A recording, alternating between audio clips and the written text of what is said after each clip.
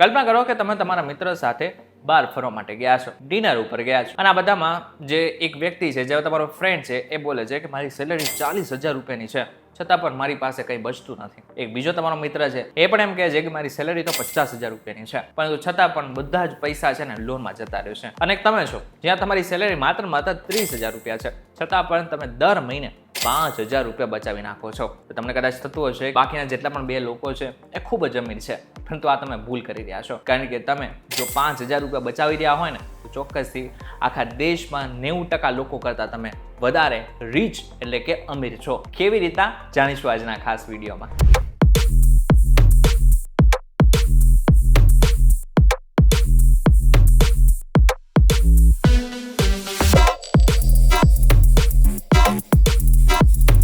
નમસ્કાર, welcome back Fox VTV digital પર તમે જોઈ રહ્યા છો ડેલી ડોઝ, અને હું છું આપનો દોસ્ત કરણ ચરોતરા. સૌથી પહેલું અને સૌથી જે મહત્વનું છે ને, એ છે ઇમરજન્સી ફંડ. માની લો કે તમે એક ફ્રીલાન્સર છો, દર મહિને તમે 30,000 થી 35,000 રૂપિયા તમે કમાવો છો. હવે તમારો જે સાધન છે ને, એટલે કે જેમાંથી તમે કમાવો છો ને, એ છે લેપટોપ. બની શકે કે તમારું જે લેપટોપ છે અચાનક બંધ થઈ જાય, પણ તો હવે તમારી પાસે એકચ્યુઅલમાં તમે કંઈ બચત કરેલી જ નહોતી, એટલા માટે થઈને જે લેપટોપ હતું એ 40,000 રૂપિયાનું નવું આવે છે. હવે 40,000 રૂપિયા ક્યાંથી કાઢશો તમે? તમારી પાસે પૈસા છે જ નહીં, બીજા પાસેથી માંગવા પડશે, અને બીજા જો નહીં આપે તો તમારે શું કરવું પડશે? લોન લેવી પડશે. અને જો તમારો ક્રેડિટ સ્કોર સારો નહીં હોય તો તમને લોન પણ નહીં મળે. એ સમયે તમે શું કરશો?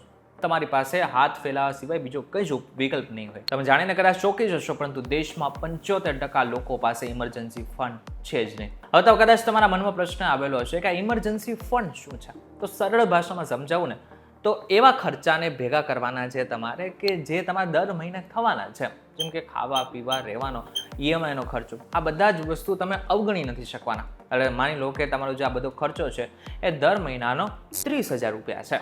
30,000 રૂપિયા તમારે દર મહિને જોશે. તો તમારું જે ઇમરજન્સી ફંડ હોય ને, એ 3 મહિનાથી લઈને 6 મહિના સુધી હોવું જોઈએ. એટલે કે માની લો કે તમારો જે બધો ખર્ચો છે ને, એ 30,000ની આસપાસ છે. હવે તમારું જે ઇમરજન્સી ફંડ હોય છે ને, એ કાં તો 6 મહિનાનું હોવું જોઈએ અથવા તો 12 મહિનાનું હોવું જોઈએ. એટલે શું થશે? 6 મહિનાનું ઇમરજન્સી ફંડ જો તમારે ભેગું કરવું હોય અને તમારો જે માસિક ખર્ચ છે 30,000 રૂપિયા છે, તો 6 તેરીને 18, 1,80,000 રૂપિયા એટલીસ્ટ તમારી પાસે બેકઅપમાં હોવા જોઈએ. ફોર એક્ઝામ્પલ, કોઈ પણ એવી પ્રકારની મુસીબત આવી ગઈ જ્યાં તમારે નોકરી છોડવી પડી શકે છે, અથવા તો એવી કોઈ પણ સિચ્યુએશન આવી ગઈ કે જ્યાંથી તમારે હવે નોકરી નથી કરી શકવાના, એવી સિચ્યુએશનમાં ત્યારે આ જે ઇમરજન્સી ફંડ છે ને, એ તમને સુરક્ષા આપવામાં ચોક્કસથી મદદ કરશે. બીજું અને મહત્વનું, દેવું અને આવકનો રેશિયો. માની લો કે તમે 100 રૂપિયા કમાવો છો, તો ઈએમઆઈમાં કેટલા રૂપિયા જવા જોઈએ? તમારામાંથી મોટા ભાગના લોકો કહેશે 20 થી 40%. પરંતુ હકીકતમાં ઘણા લોકોની આવકનો 48% ભાગ ઈએમઆઈમાં જાય છે. ઉદાહરણ સાથે સમજાવી દઉં. હમણાં હું એક વ્યક્તિને મળ્યો હતો. એની જે દર મહિનાની સેલેરી છે ને, 60,000ની આસપાસ છે, એટલે કે 60,000 રૂપિયા કમાવે છે, અને એનું જે લાઈફસ્ટાઈલ છે ખૂબ જ લક્ઝરિયસ છે. કદાચ તમે એનું સોશિયલ મીડિયા ખોલશો તો તમને વિશ્વાસ નહીં આવે કે આ માત્ર 60,000 રૂપિયા કમાય છે. આમ જોવા જઈએ તો 60,000 બહુ મોટી રકમ કહેવાય મિડલ ક્લાસ વ્યક્તિ માટે. પરંતુ એ જે લાઈફસ્ટાઈલ જીવી રહ્યો હતો એ ખૂબ જ અલગ હતી. અને કદાચ તમને એવું લાગે કે આ વ્યક્તિ જે છે એ કદાચ લાખો રૂપિયા કમાઈ રહ્યા છે, પરંતુ રિયલ લાઈફમાં એ માત્ર 60,000 રૂપિયા કમાતો હતો. જ્યારે મેં એની સાથે વાત કરી ત્યારે એને મને કીધું કે મારી ઉપર 4.5 લાખ રૂપિયાનું દેવું છે. ક્રેડિટ કાર્ડમાં દર મહિને મારે 22,000 રૂપિયા જાય છે. અને બીજી તરફ તમે છો કે જે માત્ર મહિનાનો 30,000 રૂપિયા કમાય છે, પણ એમાંથી 5,000 રૂપિયાની બચત કરે છે. વિચારો, આ બંનેમાંથી અમીર એકચ્યુઅલમાં કોણ છે? આજે લોન લેવી ખૂબ જ સરળ થઈ ગઈ છે. માત્ર એપ ડાઉનલોડ કરો અને સીધી તમને લોન મળી જાય છે. ઘણા બધા લોકો એમ વિચારી રહ્યા છે કે એ ખૂબ જ ઇમ્પોર્ટન્ટ છે, એટલા માટે થઈને બેંક એમને ડાયરેક્ટ લોન આપી રહી છે, પરંતુ એ બધા જ લોકો મૂર્ખ છે. કારણ કે કદાચ તમને પણ નહીં ખબર હોય, પરંતુ 90% આ દેશના લોકોને ખબર જ નથી કે એનો ક્રેડિટ સ્કોર શું છે. ત્રીજું અને મહત્વનું, રોકાણ અને આવકનો રેશિયો. ફરી એક વખત ઉદાહરણ લઈએ. માની લો કે તમે 100 રૂપિયા કમાવો છો, પરંતુ તમારે જે ઇન્વેસ્ટમેન્ટ કરવાનું હોય છે ને, એ ઓછામાં ઓછું 20% જેટલું ઇન્વેસ્ટમેન્ટ કરવાનું હોય છે. પરંતુ દુર્ભાગ્યપૂર્ણ વાત એ છે કે માત્ર આ દેશમાં 18 થી 35 વયના જેટલા પણ લોકો છે, એમાંથી 58% લોકો જ આ પ્રકારનું ઇન્વેસ્ટમેન્ટ કરે છે. બાકી બધા જ લોકો આ પ્રકારનું ઇન્વેસ્ટમેન્ટ નથી કરતા. અમુક લોકો કરે છે, પણ એ પણ ઘણું ઓછું કરે છે. 58%માંથી પણ 39% લોકો મ્યુચ્યુઅલ ફંડમાં ઇન્વેસ્ટમેન્ટ કરે છે. ઘણા લોકો સ્ટોક ટ્રેડિંગ કરે છે, જેમાં 82% લોકોને નુકસાની થાય છે. તમારામાંથી ઘણા બધા લોકોને ખબર હશે કે જે મ્યુચ્યુઅલ ફંડ છે ને, એ ખૂબ જ સુરક્ષિત માનવામાં આવે છે. લાર્જ કેપ ફંડ્સ અંદાજિત 12-13%, મિડ કેપ 15-16%, સ્મોલ કેપ 18-20% અંદાજિત રિટર્ન આપે છે. જો તમે 20% આવક રોકો તો 15-18% રિટર્ન મેળવો તો દર 4 વર્ષે તમારા પૈસા બમણા થઈ શકે છે. નાનકડી એવી ટિપ્સ જે મારા તરફથી તમને છે. પહેલું, નિફ્ટી 50 ઇન્ડેક્સ ફંડ થી શરૂઆત કરી નાખો. બીજું, ઇમરજન્સી ફંડ, આની સાથે હેલ્થ એન્ડ લાઈફ ઇન્સ્યોરન્સ પહેલા લઈ લો. ત્રીજું અને સૌથી મહત્વનું, દર મહિને નિયમિત એસઆઈપી કરો. એસઆઈપી તમે માત્ર 1000 રૂપિયાથી પણ શરૂઆત કરી શકો છો. એટલે વિચારો નહીં, આજથી જ એસઆઈપી કરવાની શરૂઆત કરી નાખો. ચોથું અને મહત્વનું, ઈચ્છા અને આવકનો રેશિયો. તમારી આવકનો 30% ભાગ તમારી ઈચ્છા ઉપર તમે વાપરી શકો છો.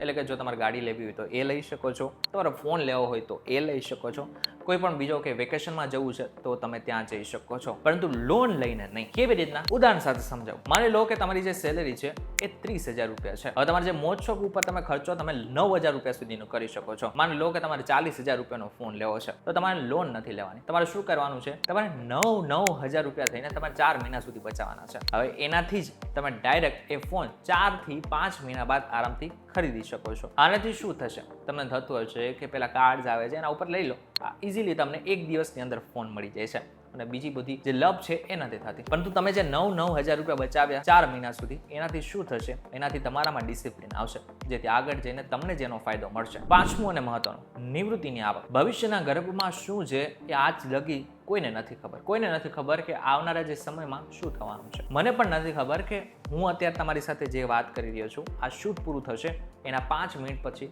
શું થવાનું છે. એટલા માટે થઈને ભવિષ્યની કોઈને નથી ખબર, પરંતુ ચોક્કસથી એક વસ્તુ એ ખબર છે કે આજથી ને જે ઇન્વેસ્ટમેન્ટ કરેલું હશે ને એ ચોક્કસથી ભવિષ્યમાં કામ આવવાનું છે.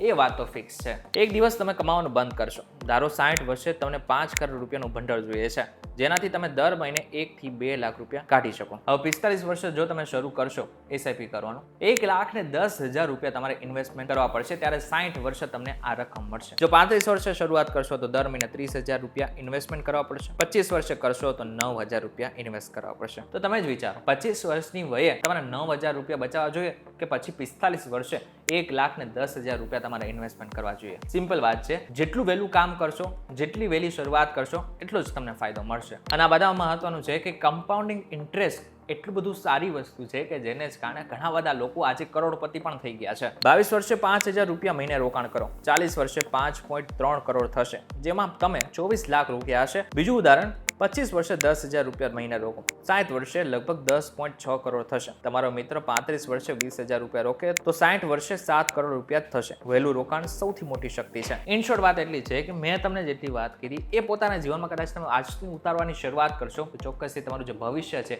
એ ઉજ્જવળ અને તમે અમીર ચોક્કસથી બની જશો. હવે જે મેં તમને માહિતી આપેલી છે ને મારા રિસર્ચ પ્રમાણેની છે. હવે તમારે શું કરવાનું છે? કંઈ પણ નાનામાં નાનું ડિસિઝન લેવું હોય ને તો ફાઇનાન્શિયલ જેટલા પણ નિષ્ણાંતો છે એમને મળીને વાત કરો અને આ બાદ જ કોઈ પણ નાનામાં નાનો ડિસિઝન લેજો. વિડીયો પસંદ આવે તો વિડીયોને લાઈક કરી નાખજો, શેર કરી નાખજો.